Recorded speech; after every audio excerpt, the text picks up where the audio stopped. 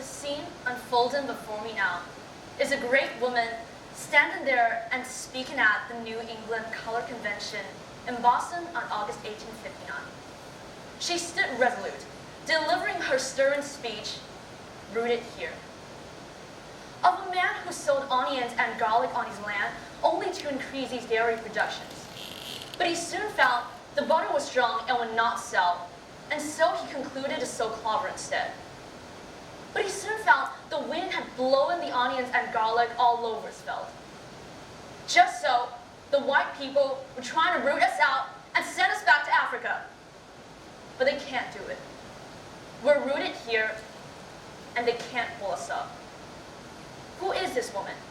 She is Harriet Tubman, a leading abolitionist in American history. Hi, I'm Sophia Zhang, and I'm going to talk about how she went beyond her limits. Harriet was born into slavery in Maryland in 1820. In 1849, alone and unarmed, she successfully went across the fences of her owner's plantation, which was often depicted as barbed wires with brutal slave catchers. With the help of the Underground Railroad, she crossed into the Free State of Pennsylvania with relief and awe, and recalled later, "When I found I had crossed that line, I lifted my hands to see if I was the same person. There was such glory over everything.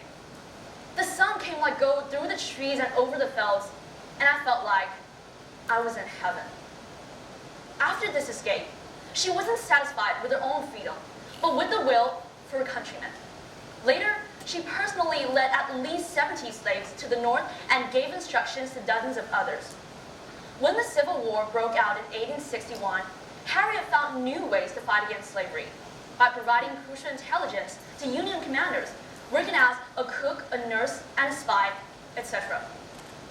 However, all of these above were the second limit Harriet went beyond.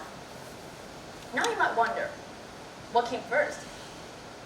Thoughts govern actions.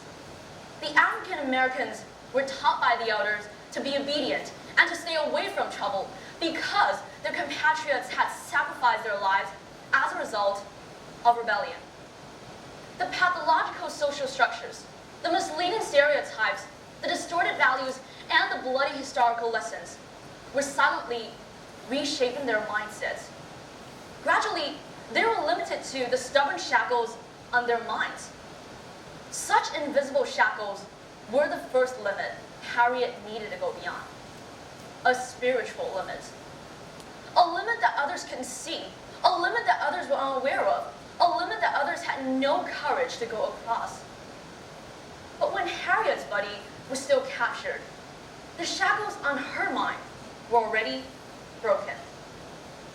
She questioned herself, am I born to be inferior to the others? Am I born to be enslaved? Am I born to be treated as an animal? Am I born to have my life dominated by others? Her answer was no.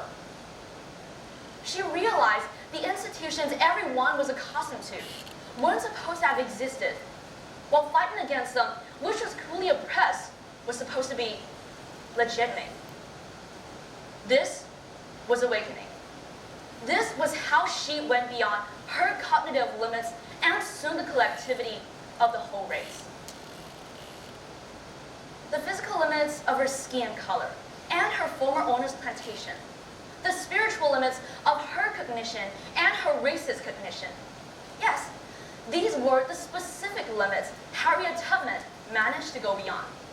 But we can learn something far more general from her story that does not belong to her alone.